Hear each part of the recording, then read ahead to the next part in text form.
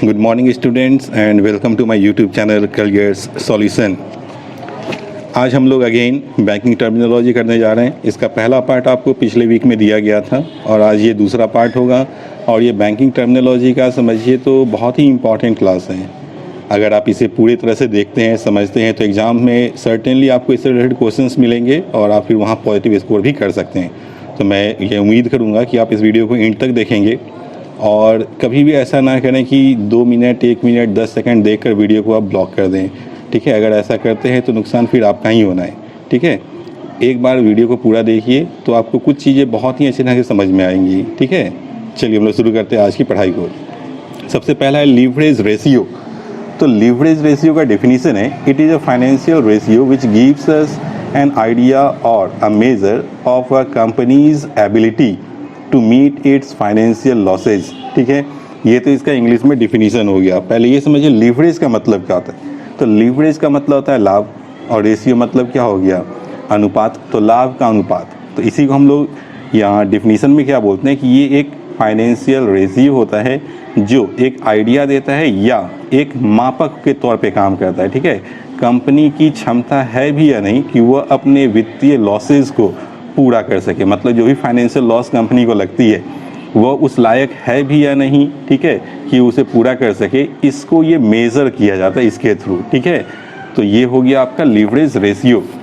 अगर अभी भी नहीं समझ में आए तो इसको आप दूसरे ढंग से समझ सकते हैं कि लीवरेज रेशियो जो है ये एक तरह का बहुत सारे जो फाइनेंशियल मेजरमेंट्स होते हैं, ठीक है, उसी में से एक ये फाइनेंशियल मेजरमेंट है जो क्या करता है, तो यह देखता है कि कितना सारा कैपिटल फर्म में कर्ज के तौर पे, लोन के तौर पे आया। ठीक है, और या ये उसे मूल्यांकन करता है, इस चीज़ की मूल्यांकन भी करता है कि कंपनी जो है, ठीक है, उसका जो वित्तीय ऑब्लिगेशन है, फाइनेंशियली ऑब्लिगेशंस है, जिम्मेवारियां हैं, वो उसे पूरा कर भी सकती है या नहीं। इसी को हम लोग लीवरेज रेशियो कहते हैं। ठीक है, चलिए नेक्स्ट है लिक्विडिटी नंबर 2। लिक्विडिटी मतलब होता है तरलता, और तरलता हम लोग बैंकिंग टर्म में वैसे चीज़ को कहते हैं, ठीक है, या फाइनेंशियल टर्म में हम लोग तरलता वैसे चीज़ को कहते हैं जिसको तुरंत ही हम भुनाएं और हमें पैसा मिल जाए। ठीक है, जैसे डिफिनीशन में भी क्लियर किया गया है, it is the ability of converting an investment quickly into cash. ठीक है, कोई भी चीज़ जिसको आप इन्वेस्टमेंट के तौर पे तुरंत ही कैश में चेंज कर सकें, ठीक है, साथ साथ बिना उसके वैल्यू मतलब मूल्य, उसका जो वर्तमान मूल्य है, बिना उसके मूल्य में कमी लाए हुए। ठीक है, तो उसे हम लोग क्या कहते हैं, लिक्विडिटी कहते हैं। ठीक है, समझ में आ गया होगा। जैसे मान लिया गोल्ड है मेरे पास, ठीक है, और गोल्ड को हम गए मार्केट में सेल करने, तो उसका लिक्विडिटी क्या है, बहुत ही हाई होता है। जैसे हम अभी लेके गए, अभी चाहेंगे अभी हम उसको सेल कर सकते हैं, और सेल करने के बाद जो उसका कैश मिलेगा मुझे, वो क्या होगा, उसका प्रेजेंट वैल्यू के हिसाब से ही मिलेगा। ठीक है, तो इसी को हम लोग क्या कहते हैं, लिक्विडिटी कहते हैं। किसी भी चीज़ को इन्वेस्ट कीजिए और उसमें तुरंत आपको कैश मिले, लेकिन उसका जो वैल्यू होगा वो कम नहीं होना चाहिए। ठीक है, नेक्स्ट है मार्केट कैपिटलाइजेशन। मार्केट कैपिटलाइजेशन मतलब समझ लोगे, बाजार पूंजीकरण। अब इसका डिफिनीशन होता है, the product of share price and number of companies outstanding ordinary share. ठीक है, अब मतलब क्या हुआ इसका, तो बोलता है कि इसको हम लोग मार्केट कैपिटलाइजेशन को निकालते कैसे, या इसका हम लोग मतलब कैसे निकालेंगे।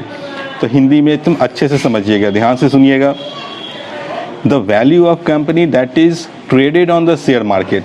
शेयर मार्केट में कंपनी का जो वैल्यू है, जो ट्रेड किया जाता है, ठीक है, उसको कैलकुलेट किया जाता है। कैसे, तो multiplying the total number of shares. ठीक है, कंपनी का जो भी शेयर होगा टोटल, उसको हम लोग मल्टीप्लाई करेंगे कंपनी के प्रेजेंट शेयर प्राइस से। ठीक है, फिर से समझ लीजिए, कंपनी का टोटल नंबर ऑफ शेयर, जितना भी शेयर होगा वो पूरी संख्या को हम लोग किससे गुना करेंगे, कंपनी के प्रेजेंट शेयर प्राइस से, और इसके बाद जो प्रोडक्ट निकल कर आएगा उसी को हम लोग क्या बोलेंगे, मार्केट कैपिटलाइजेशन कहेंगे। ठीक है, समझ में आ गया होगा अब आपको।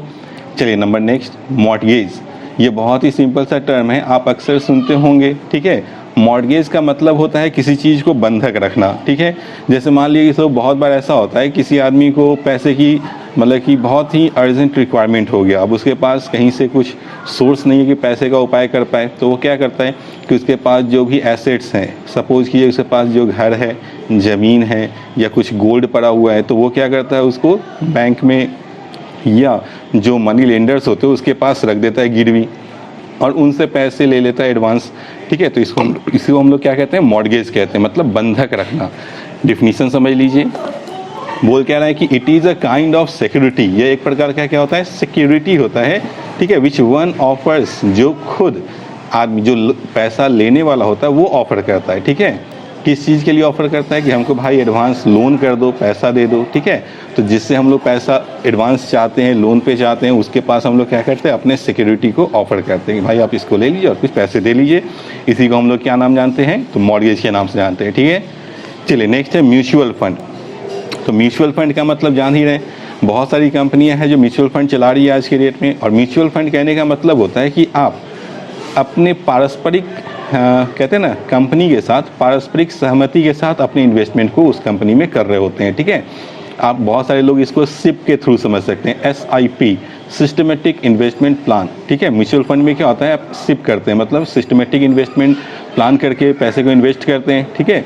अब चलिए इसका मतलब क्या होता है, सो समझिए डिफिनीशन में, दीज आर इन्वेस्टमेंट स्कीम्स, समझ चुके हैं कि ये इन्वेस्टमेंट स्कीम होता है, आप इसमें पैसे इन्वेस्ट करते हैं। It pools money from various investors, ठीक है, in order to purchase securities. तो म्यूचुअल फंड कंपनीज का पर्पस क्या होता है, तो इनका पर्पस होता है कि वेरियस इन्वेस्टर्स, जो भी इन्वेस्टर्स हैं, मतलब जो पैसा इन्वेस्ट कर रहे होते हैं इनमें, उनसे वो क्या करती है, पैसे को पूल करती है मतलब इकट्ठा करती है, जोड़ती है, ठीक है।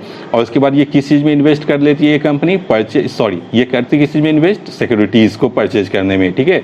ये गवर्नमेंट सिक्योरिटीज़ होता है, ठीक है, इसको परचेज करने में ये कंपनियाँ पैसे खर्च करती हैं। एक चीज़ ये भी समझ लीजिए कि म्यूचुअल फंड में आप लॉन्ग टर्म इन्वेस्ट करते हैं तो ही आपको फ़ायदा होता है, अगर आप शॉर्ट टर्म इन्वेस्टमेंट में जाते हैं तो आपको फ़ायदा न के बराबर होता है, ठीक है।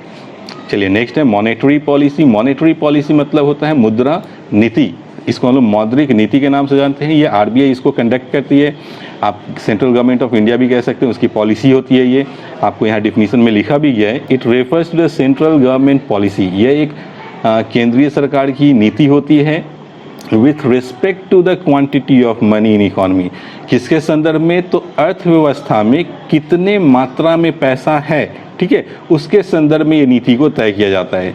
इसमें और भी क्या चीज़ शामिल होती हैं, द रेट ऑफ इंटरेस्ट, ब्याज का दर, एंड द एक्सचेंज रेट, अगर कोई प्रतिभूति को आप एक्सचेंज कर रहे होते हैं तो उसका दर क्या होगा, ये सारी मॉनेटरी पॉलिसी में तय की जाती है।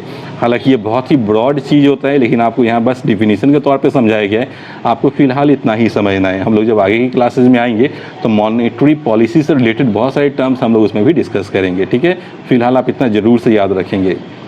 नेक्स्ट है नॉन बैंक ATM या वाइट लेबल्ड ATM। देखिए नॉन बैंक ATM कहने का मतलब यहीं पे डिफिनीशन क्लियर हो जाता है कि ऐसा ATM सर्विस जो बैंक प्रोवाइड ना करे, ठीक है।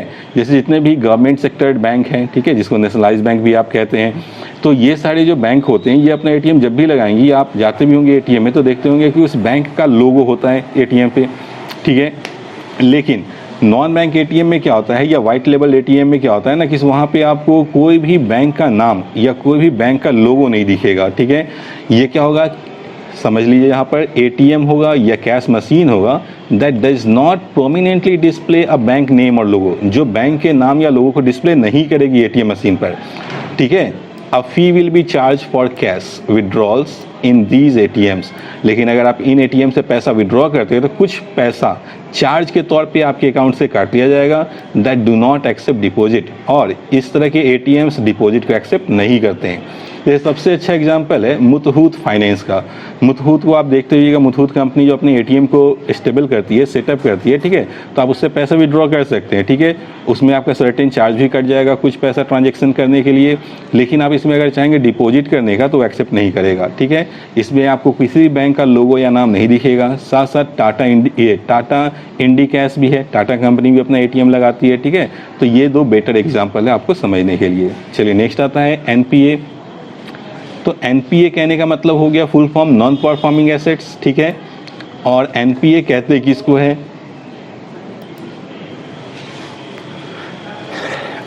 तो NPA कहने का मतलब क्या हो गया, नॉन परफॉर्मिंग एसेट्स, ठीक है। हम लोग इसमें पहले डिफिनीशन समझते हैं फिर आपको आगे समझाएंगे। NPA मतलब non performing loan are loans given by a bank on which repayments or interest payments are not being made on time, ठीक है।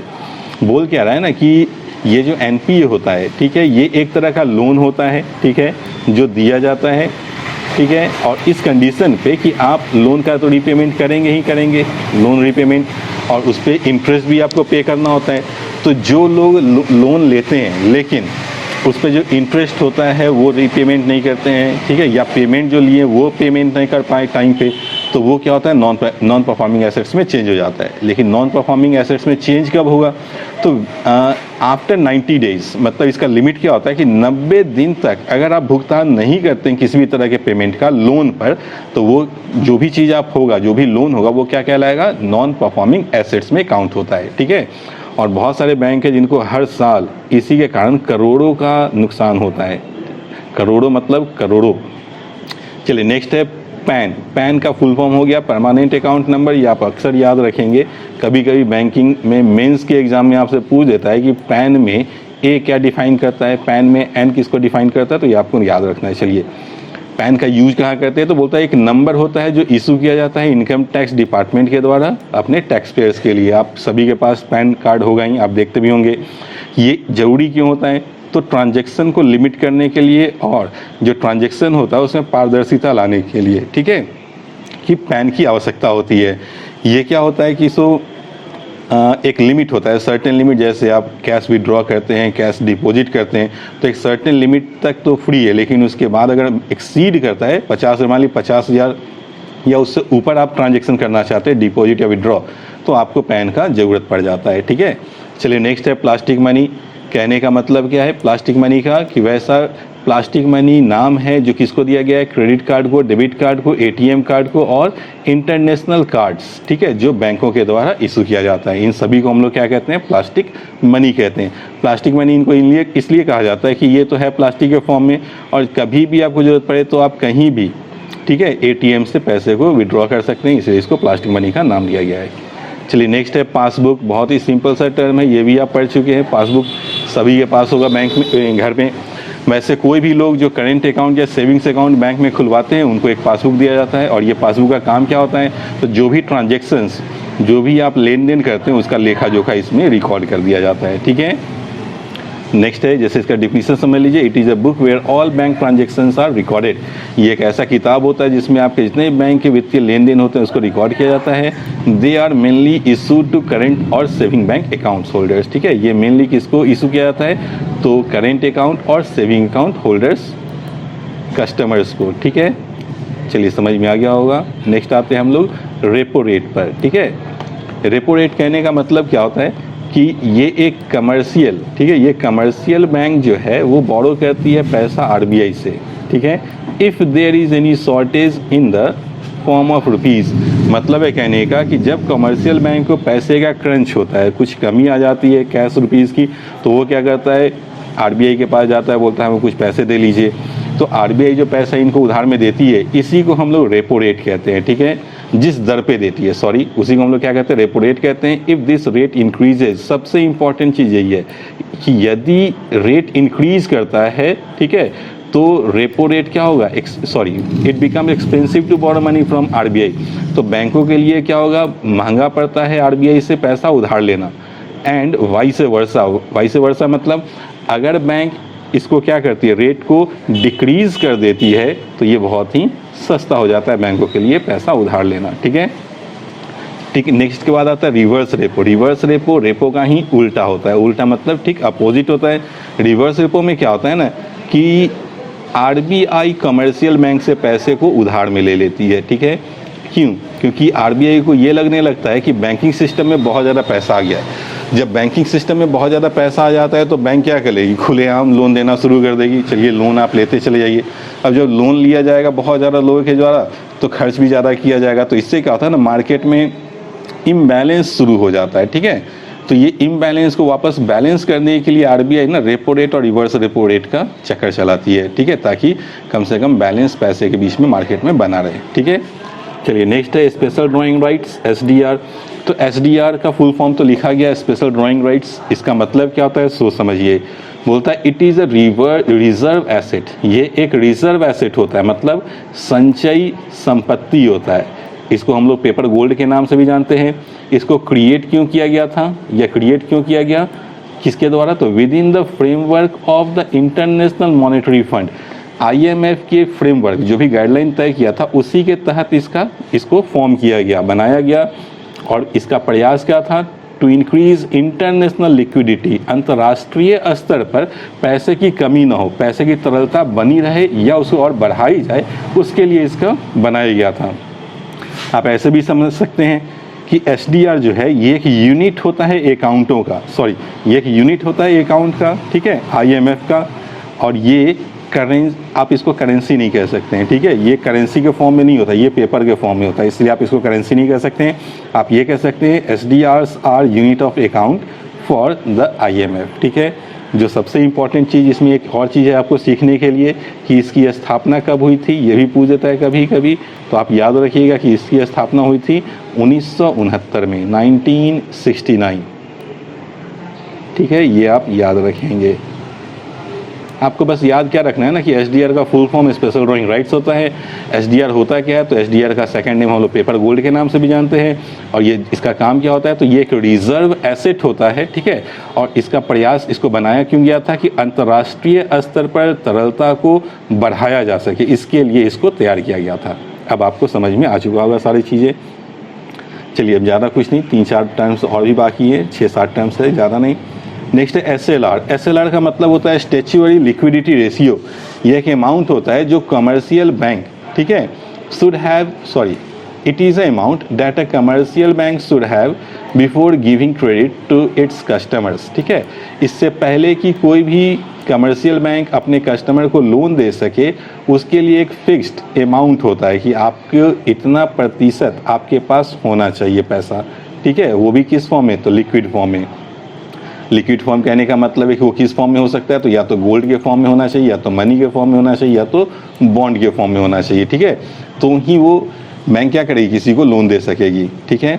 जैसे बहुत सारे बैंक का क्या होता है ना कि मान लीजिए एसएलआर है वो 23%, आपको मान लीजिए 23% आरबीआई के द्वारा तय कर दिया गया, ठीक है, कि आपके पास एसएलआर 23% रिजर्व में होना चाहिए, गोल्ड, मनी और बॉन्ड मिलाकर। तो अगर वो बैंक इसको मेंटेन करेगी तो ही उसको कमर्शियल बैंक किसी दूसरे को लोन दे पाएगी, ठीक है। नहीं करेगी तो नहीं हो पाएगा ये चीज़, वो गाइडलाइंस का वायलेशन कहलाएगा फिर, ठीक है। नेक्स्ट है टेलर। टेलर आप बहुत ही कॉमन सा टर्म है। टेलर का मतलब होता है he or she is a staff member of the bank who cashes cheques, accept deposits, ठीक है, and perform different banking services of the general mass. मतलब है कहने का टेलर वह लड़का लड़की, मतलब मेल या फीमेल स्टाफ मेंबर होता है जो बैंक में चेक को भुनाने का काम करेगा, चेक को कैश करेगा, डिपॉजिट एक्सेप्ट करेगा, या इस तरह की और भी सारी छोटे मोटे कामों को परफॉर्म करेगा आम आदमियों के लिए। तो उसे हम लोग क्या किस नाम से जानेंगे? टेलर के नाम से जानेंगे, ठीक है।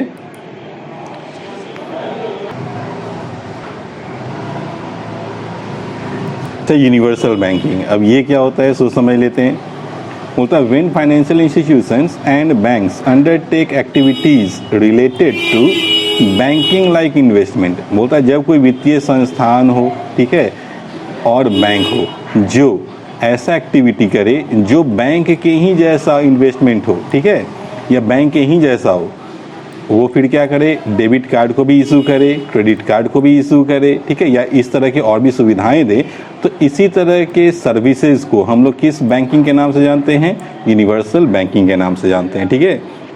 फिर से समझ लीजिए कि जब कोई वित्तीय संस्था और बैंक एक्टिविटी जो बैंकिंग से संबंधित हो, जैसा कि इन्वेस्टमेंट हुआ, डेबिट कार्ड को इशू करना हुआ, क्रेडिट कार्ड को इशू करना हुआ, या इस तरह की और भी चीज़ें हुई जो बैंकिंग से संबंधित रखती है, ठीक, बैंक से संबंधित होता है, तो इसी को हम लोग किस नाम से जानते हैं? यूनिवर्सल बैंकिंग के नाम से जानते हैं, ठीक है। नेक्स्ट है वर्चुअल बैंकिंग। तो जैसा कि नाम ही है वर्चुअल, तो वर्चुअल का मतलब क्या होता है कि इमेज के फॉर्म में, ठीक है। जैसे बोल क्या रहा है ना कि internet banking is sometime known as virtual banking. तो इंटरनेट बैंकिंग को ही हम लोग वर्चुअल बैंकिंग के नाम से भी जानते हैं। इसको हम लोग ऐसा कहते क्यों हैं? बोल रहा है इट इज़ कॉल्ड सो, इसको ऐसा कहते हैं, ठीक है, क्योंकि it has no brick and boundaries, क्योंकि इसमें कोई दीवार वगैरह जो होता है ना फिजिकल फॉर्म में, वैसा कोई बना नहीं होता है। It is controlled by world wide web. समझ ही चुके, इंटरनेट बोल दिया मतलब क्या हो गया? ये वेब के थ्रू कंट्रोल किया जाता है, ठीक है, मतलब इंटरनेट के थ्रू हम लोग इस तरह के बैंकिंग सेवाओं को लेते हैं। तो इसको हम लोग किस नाम से जानते हैं? वर्चुअल बैंकिंग के नाम से जानते हैं, ठीक है। या आप शॉर्ट फॉर्म में अगर समझना चाहें तो ऐसे समझ सकते हैं, वैसी बैंकिंग सेवाएं जो आप इंटरनेट के थ्रू ले सकें उसको हम लोग क्या कहेंगे? वर्चुअल बैंकिंग कहेंगे। नेक्स्ट है होलसेल बैंकिंग। होलसेल बैंकिंग कहने का मतलब होता है it is similar to retail banking. ये रिटेल बैंकिंग के ही समान होता है विथ अ स्लाइट डिफरेंसेस, इसमें जबकि इसमें थोड़ी सी अंतर होती है, ठीक है। वो अंतर क्या होता है, दैट इट मेनली फोकसेज, ये मुख्य रूप से कहाँ फोकस करता है, किस चीज़ पे, तो बोल रहा है it mainly focuses on the financial needs of the institutional clients and the industry. मतलब है कि वैसे जो भी लोग जो बड़े बड़े संस्था चलाते हैं, मतलब इंस्टीट्यूशन हो, ऑर्गेनाइजेशन हो, फैक्ट्री हो, कंपनी हो, ठीक है, या इंडस्ट्री हो, तो उन लोगों को मेनली फोकस में रखकर, ठीक है, जो बैंकिंग सेवाएं दी जाती है, इसी को हम लोग होलसेल बैंकिंग के नाम से जानते हैं, ठीक है। लास्ट है जीरो कूपन बॉन्ड। तो जीरो कूपन बॉन्ड कहने का मतलब यह एक बॉन्ड तो होता है that is sold at good discount, जिसको अच्छे खासे डिस्काउंट पर बेच दिया जाता है, ठीक है। इट हैज़ नो कूपन, इसमें कोई कूपन नहीं होता है। तो आपको ये लाइन नहीं याद रखना है, आपको क्या याद रखना है, इसको याद ही नहीं रखना है आपको, ठीक है। आपको याद रखना है ये चीज़, it is a bond that is sold at good discount. जब भी बोलेगा ना कि ऐसा कोई बॉन्ड जिसको बहुत ही बड़े या अच्छे डिस्काउंट के साथ बेच दिया जाए, उसको किस नाम से जानते हैं, तो उसको हम लोग कहते हैं जीरो कूपन बॉन्ड।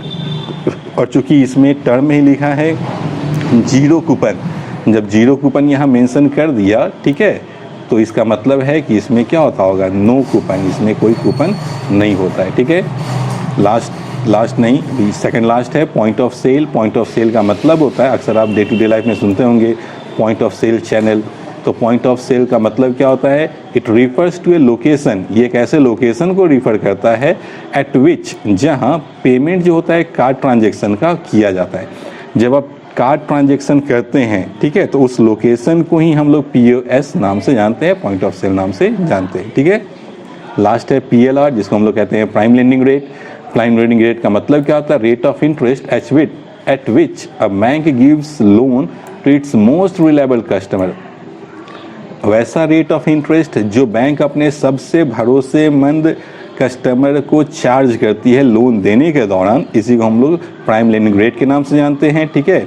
और इसी को हम लोग जीरो रिस्क भी कहते हैं, ठीक है।